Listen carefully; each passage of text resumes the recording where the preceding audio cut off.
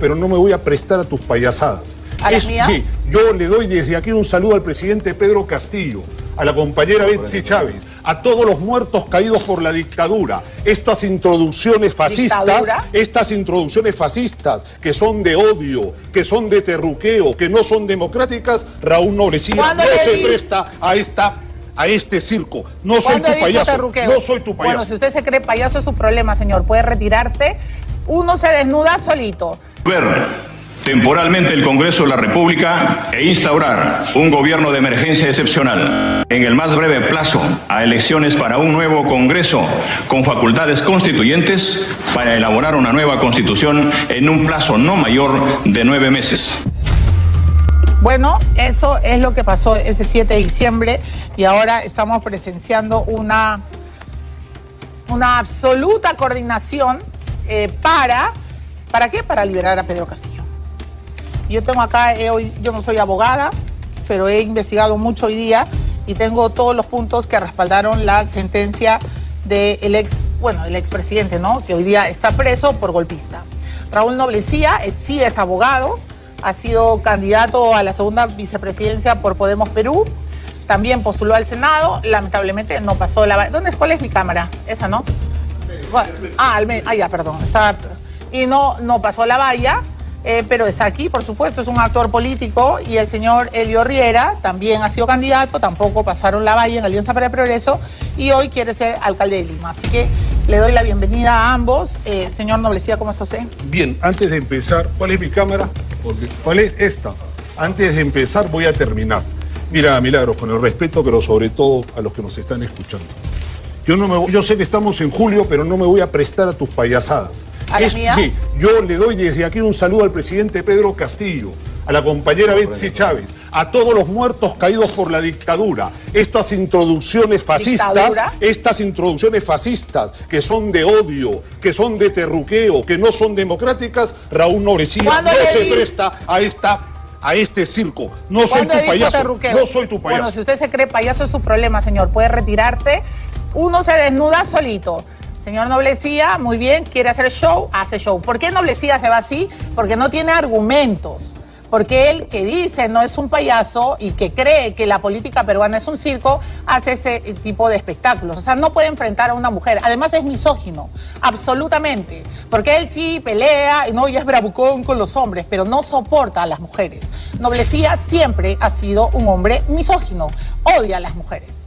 Y entonces, no importa, váyase señor, usted solito se ha desnudado, yo no he terruqueado a Pedro Castillo en ningún momento y ustedes se dan cuenta cómo es la izquierda bruta y achorada. Porque Noblecía siempre quiere tener la razón, siempre hace todo un floro barato para distorsionar la realidad. No importa, señor Noblecía, de verdad, si no quiere estar aquí... Yo lo he invitado varias veces, me sorprendía que hubiera aceptado venir al programa, porque siempre que lo he invitado, siempre ha cancelado a última hora, nunca quiere enfrentar un cuestionario independiente, y la verdad, para mí es un galón que usted se vaya de mi programa, porque me demuestra una vez más que no tiene argumentos para contestar todo su discurso de odio, de división. Usted le ha dicho miserable a la presidenta elegida actualmente, no sé bajo qué perspectiva y bajo qué contexto, y usted sabe todo lo que yo hoy día le iba a preguntar. Mi primera pregunta era si lo que usted acaba de ver es o no un golpe de Estado, pero como han visto, él quiere hacer show, yo no me voy a prestar a show. Y nuevamente, si usted algún día quiere regresar, espero que tenga la valentía y la hombría para soportar cuestionarios independientes, ¿vale? Bueno, el señor Elio Riera también le voy a preguntar si se va a parar, porque de repente se va a parar y me va a decir yo también me voy, porque acá últimamente los hombres que vienen a este programa y que son unos grandes picones, se van a la primera vez. Por eso yo traje mis 2 tarjetas, ¿no? Porque ya, discúlpenme, pero yo me voy a defender. Entonces, doctor Riera, buenas noches. Usted también es abogado, es político. Primero dígame si quiere ser entrevistado o no y si está dispuesto a soportar un cuestionario independiente, porque también, si quiere, puede retirarse. Bienvenido. Bueno, muchas gracias, Milagros, por esta cordial invitación. Sorprendido, sin duda alguna, por el comportamiento tan irrespetuoso de este ciudadano. Sin duda alguna, desde que entré, advertí tu propia producción de que no quería debatir. El problema es ese. Que no quería debatir con usted. Y ahí está tu producción, la señorita que está en producción no quería sentarse a debatir. Si es debate, no quiere. En realidad, comportarse de una forma tan malcriada con una dama demuestra de por sí la naturaleza que tiene, porque finalmente, además de tener una convicción política que podríamos debatir o no con razón, el comportamiento de una dama tiene que ser distinto. Yo reprocho eso categóricamente y sin duda alguna lo muestra como es. O sea, el doctor Noblecía no quiso No debatir quería, con usted. pero acá ha tenido dos alternativas y se ha escapado, se ha corrido. El señor tuvo la oportunidad de escuchar preguntas objetivas de una moderadora con respecto a lo que pasó en el gobierno de Castillo. Claro. Y por otro lado, un abogado que ha estado esperando este momento para preguntarle a él si sabe de derecho, para preguntarle a él cuáles son los cuestionamientos por los cuales considera finalmente que se había violentado la libertad del señor Castillo. Pero no lo quiere hacer. Cuando se presenta aquí una persona objetiva e imparcial, porque ¿cuántas veces hemos debatido tú y yo? No estamos de acuerdo en el caso de Core y vamos a tenerse y muchas veces, Milagros, pero en esta oportunidad era un momento clave para que el señor pudiera sostener su posición y no lo ha hecho. Tiene miedo, sencillamente, a debatir. Bueno, yo lo que he querido esta noche es presentar a un abogado de izquierda y a un abogado que dice es de centro derecha. Bueno, eso es lo que dice el doctor Riera. En fin, dicho todo esto y habiendo observado el espectáculo de Noblecía, que de noble no tiene nada, voy a pasar a preguntarle. Doctor Riera, ¿usted considera lo que ha dicho este equipo de trabajo de la ONU, que la detención de Pedro Castillo es arbitrario, que lo que hizo fue prácticamente un show televisivo?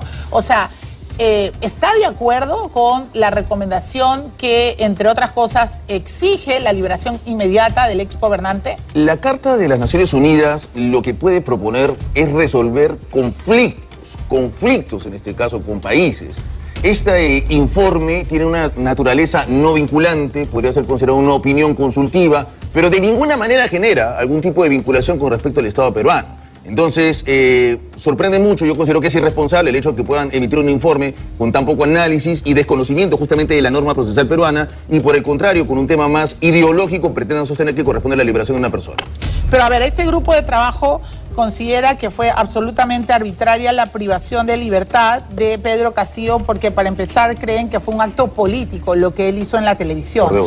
Y he estado investigando y me gustaría que usted aclare también los puntos de los abogados que respaldan la sentencia de Castillo. No sé si usted lo hará o si considera que él debería estar en libertad, pero muchos abogados constitucionalistas y abogados penales lo que hoy día me han dicho es que, a ver, el mensaje presidencial fue un acto jurídico, que no solo es un acto político. ¿Por qué? Porque no fue una opinión, no fue una simple opinión. Era el presidente con su banda presidencial en Palacio de Gobierno diciendo que iba a dar un mensaje a la nación. Apareció un cintillo previo que decía mensaje a la nación. Hizo una declaración en pleno ejercicio de su cargo. Entonces, lo primero, ¿fue un acto jurídico, fue un acto político o simplemente es una opinión que se ventiló? Claro, la propuesta de la izquierda y abogados como el señor Noblecía es sostener que es una mera declaración. Por el contrario, ya la Corte Suprema, incluso el Tribunal Constitucional, ha desarrollado con claridad esto. ¿Qué es lo que sucede? Que el señor Pedro Castillo utilizó la investidura presidencial, en el caso en concreto, para dirigir un mensaje a la nación que tendría efectos jurídicos sobre el Estado peruano. ¿Y qué es lo que buscaba? Por Dios, lo acabas tú de presentar, y justamente basta con ver y escuchar al señor que evidentemente realiza un quiebre constitucional. Evidentemente se va a la cárcel. ¿Por qué? Porque está en flagrancia delictiva. El señor seguro iba a decir, no, tenían que finalmente pasar por el Congreso de la República. Flagrancia delictiva. Por eso es que el señor, justamente cuando se desarrolla este reportaje, te advierte que está justamente en la avenida Tacna, me parece, es finalmente detenido por ciudadanos peruanos y en efecto por la propia policía del Perú, quien finalmente determina que esta detención es correcta y legal. Pero el entorno de Pedro Castillo, la defensa de Pedro Castillo, los abogados que defienden a Pedro Castillo y los políticos que lo defienden dicen que no se puede sancionar un delito que no se consumó. Algunos creen que hay una etapa previa, el idear, el preparar, ¿no es cierto?, el ejecutar una conspiración, pero ellos dicen, a ver, un momentito, aquí nadie cerró el Congreso, nadie detuvo a la fiscal de la Nación, nadie se metió en los medios, entonces, ¿de qué golpe de Estado estamos hablando? Sencillo, lo que sucede es que abogados como el señor que estuvo aquí presente, lo que sostienen es que finalmente no había alzamiento en armas, pero lo que no se cuestiona, y el razonamiento de la sala es claro en señalar que finalmente lo que se imputa es el delito de conspiración. Y esto está claramente advertido porque, por Dios, en las imágenes televisivas que tú expones, aparece pues la vinculación que existe directamente con la ciudadana Betsy Chávez en ese momento, tronando los dedos, dando indicaciones. Está claramente dirigido el mensaje con la intención de quebrar el orden constitucional. Por eso es que finalmente la sala advierte que si bien no se pueden causar directamente por un delito de rebelión, es evidente que existe una conspiración para quebrar el orden constitucional. Sumado al hecho que mantiene una investidura presidencial, se encuentra pues tipificado por tal motivo corresponde esa sanción penal. Ahora, si bien ha sido un acto donde él pretendía, en efecto, cerrar el Congreso, hacer una reforma del sistema judicial, por supuesto, detener a la fiscal, que en ese momento estaba en la fiscalía había una investigación seria en el FICOP, ¿no? Recordemos además el caso que desencadenó todo este golpe de Estado, ¿no? La confesión de Salatiel Marrufo, la propia confesión de Sada Goraide que habrían aceitado a los funcionarios del gobierno de Castillo, lo que dicen que el señor no llegó a tener el control absoluto de las Fuerzas Armadas, hablando de levantamiento, pero y que además este acto no rompió el orden democrático y constitucional y que por lo tanto él ha sido detenido de manera arbitraria, que su permanencia en la cárcel, tiene una sentencia de por más de 10 años, que evidentemente le está apelando, es básicamente una venganza. Y Castillo Terrones lo dice hoy día en su tuit. Él dice prácticamente que como fue un campesino, un hombre rural, ¿no? Un hijo del pueblo, que esa es la narrativa, pues la clase política no soportó y hoy día lo tiene preso. Y lamentablemente este tipo de discursos que siempre buscan distanciar a los peruanos con respecto al ciudadano de izquierda, pobrecito campesino, en realidad son creativos, tal vez partes de un cuento, pero nada concreto y real con respecto a lo que pasó. Omiten señalar las circunstancias precedentes de la detención y ahí quiero hacer mención a un reconocimiento como nuestra comisión encabezada por el congresista Héctor Ventura, donde finalmente en estas declaraciones de Salatiel Marrufo es que finalmente se advierte la trama y la ruta de las coimas. Por eso es que finalmente el señor Pedro Castillo, y recordarás, yo recuerdo que en esa época tú entrevistaste por ahí al doctor Benji Espinosa en aquella oportunidad, el doctor Benji Espinosa pretendía justamente llegar al Congreso de la República a defenderlo justamente al día siguiente. Entonces, ¿qué es lo que sucedió? Lo que se advirtió en la comisión, dirigida por el señor Héctor Ventura en aquella oportunidad, fue la ruta del dinero por Salatiel Marrufo. Entonces, ¿qué desencadenó? La desesperación, evidentemente, de este señor que tontamente y torpemente quebranta el orden constitucional. Ese es finalmente el motivo, la circunstancia precedente que genera la condena que ha sido valorada en la sentencia final. A ver, pero hoy día, y eso quería que todos veamos, hoy día han tenido el presidente Castillo encarcelado en la Diroes, ha tenido demasiadas visitas. Maricielo del Castillo justamente ha estado hoy en la Diroes viendo quién va y quién viene. Incluso el ex fiscal José Domingo Pérez, que es, bueno, pues un entusiasta, defensor de Castillo Terrones, ¿no? Un socio político, ha estado visitándolo. Vamos a ver el informe y luego se va a sumar a la mesa el ex canciller González Olaechea, porque él ha dicho con absoluta claridad que esta es la declaración de un grupo de trabajo y que para nada es vinculante. O sea, en Cristiano no le pueden exigir al Estado peruano liberar a Pedro Castillo. Peor cuando ha sido encarcelado por un golpe de Estado. Por eso digo que mal haría Balcázar en darle libertad a un golpista, ¿no? Pero a ver, vamos a ver qué pasó hoy día en Barbadillo.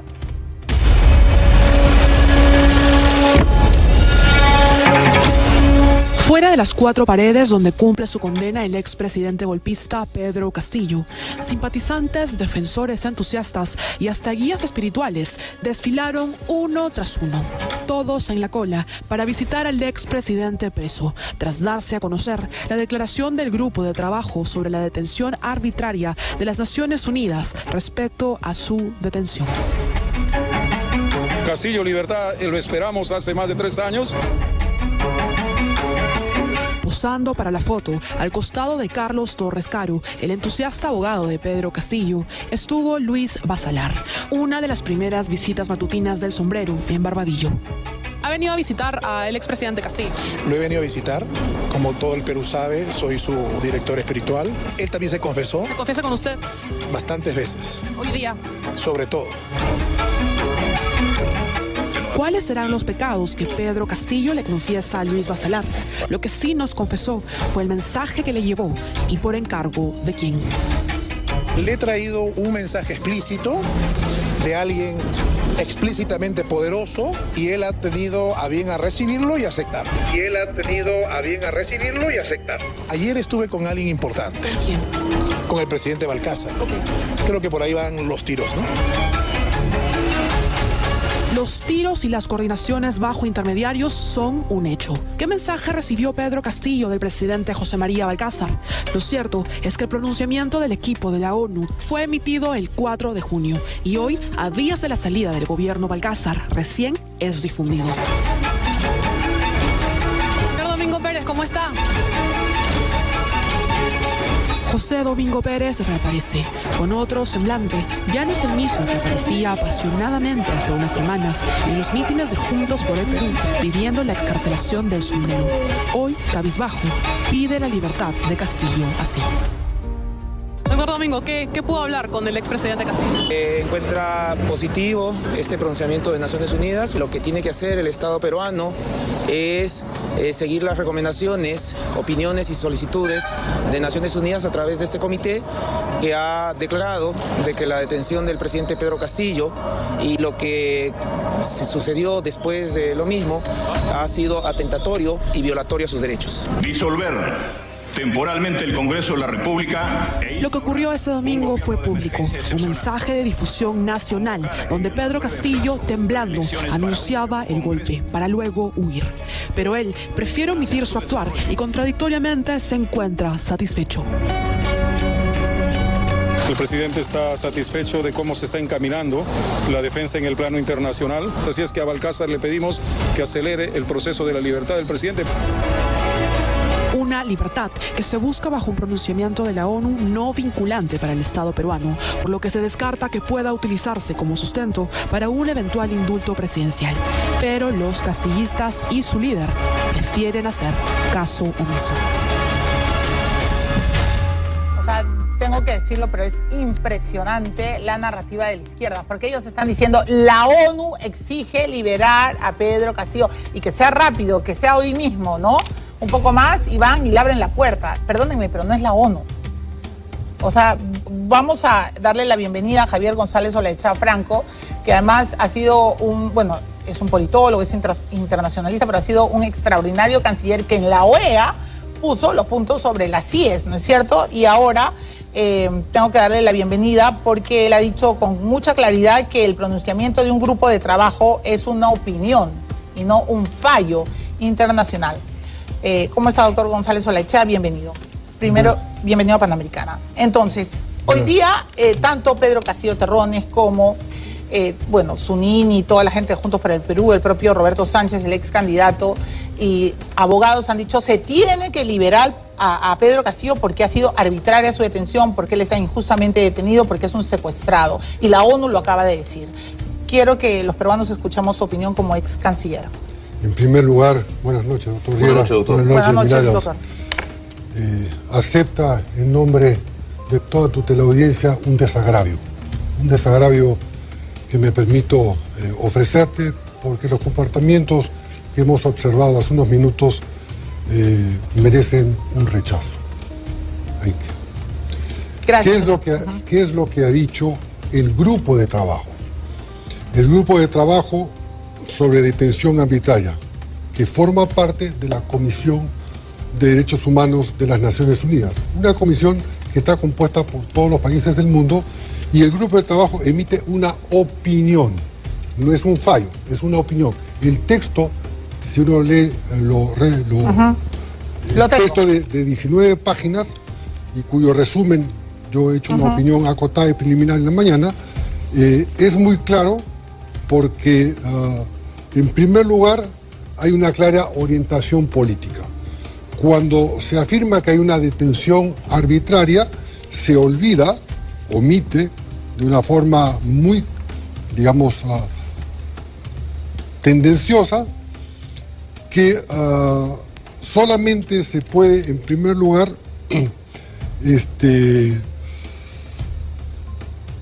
se puede recurrir a una instancia internacional una vez acostadas las instancias nacionales. Esto está claramente citado en el artículo 205 de la Constitución.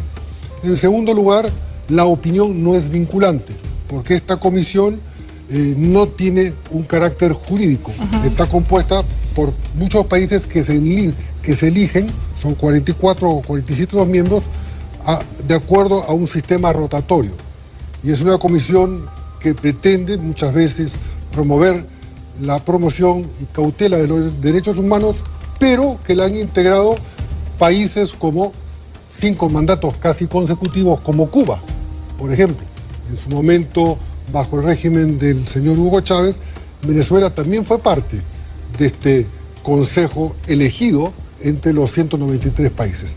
De manera que es un órgano de tipo político y refiere muchas veces a argumentaciones o a referencias de carácter jurídico, pero que no son vinculantes. Pero además, discúlpeme que interrumpa, en este documento que también lo he leído con mucha atención, dicen cosas para mí perversas, ¿no? Porque y además hay un doble rasero. Ellos hablan de una gran presión política, de una gran presión mediática, ¿no es cierto? Hablan de que incluso hubo una suerte de intimidación a los abogados de Castillo, y que no puede esto ocurrir porque los abogados tienen que representar a sus clientes sin restricciones. Y lo más grave, ¿no? Este grupo de trabajo dice que el señor Castillo ha sido víctima de una discriminación generalizada por su origen campesino y su posición social por parte de los grupos de poder que normalmente, así entre comillas lo dicen, ejercen el poder en el Perú. Pero a ver, ¿por qué estos grupos de trabajo de detenciones arbitrarias, de allanamientos arbitrarios, de acorralamiento, no sé si es la palabra correcta, no se pronunciaron, por ejemplo, con Alan García? ¿Por qué nunca levantaron la mano y dijeron, a ver, una candidata como Keiko Fujimori no puede ir 3 veces detenida sin sentencia? ¿Por qué nunca dijeron absolutamente nada del suicidio de Alan García? O sea, esto a mí me parece un doble rasero. Entonces quiero preguntarle qué piensa usted de todos los argumentos que ellos han dado para decir todo esto fue arbitrario. Justamente por el carácter político que tiene la Comisión de Derechos Humanos de las Naciones Unidas. Esta composición política, en la medida que recoge a todos los estados, o acoge eso mismo, todos los estados parte de Naciones Unidas, los 193, hay dictaduras, hay monarquías constitucionales, hay repúblicas democráticas, y entre todos votan y eligen a los miembros de manera rotativa. Entonces, no es, por un lado, vinculante, tampoco tiene un carácter estrictamente jurídico. Como dije antes, a veces invocan razonamientos de tipo jurídico, a veces con razón, a veces sin razón, pero en este caso, toda vez que es una opinión, porque así se llama opinión, no tiene en ninguno de los acápites de las 19 páginas que se han publicado fundamento alguno. ¿Qué pasa si Balcázar lo libera?